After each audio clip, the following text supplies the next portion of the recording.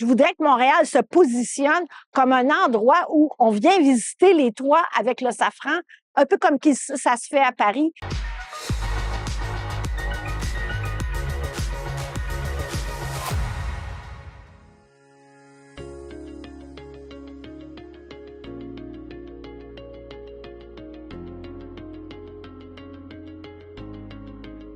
Le projet vient d'un intérêt que j'ai eu pour faire du safran sur les toits quand j'ai entendu qu'à New York, il y avait des vignes sur les toits. Je me suis dit, s'il y a des vignes sur les toits, on pourrait sûrement faire du safran.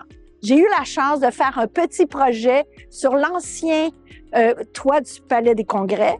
Et quand on a fait le nouveau toit, Éric Duchemin au Lab m'a proposé de faire un plus grand projet. Donc, on a installé près de 2500 bulbes sur le toit en septembre 2023. Pour 1 gramme de safran, ça prend en moyenne 150 pistils, donc 150 fleurs. Si on a la chance, des fois, on a des jumeaux qui ont 2 pistils, mais c'est très rare.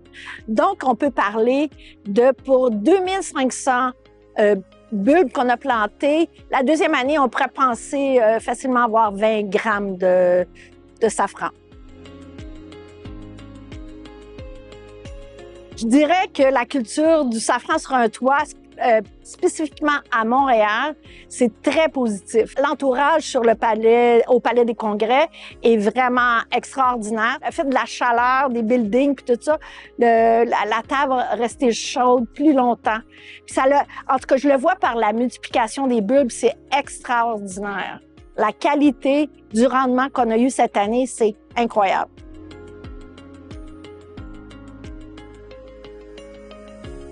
La production de safran au Québec, à Montréal et dans le Canada est en croissance. Moi, je suis productrice depuis plus de 10 ans et je vends des bulbes à travers le Canada et je peux vous dire que c'est une croissance constante. Je voudrais que Montréal se positionne comme un endroit où on vient visiter les toits avec le safran, un peu comme ça se fait à Paris.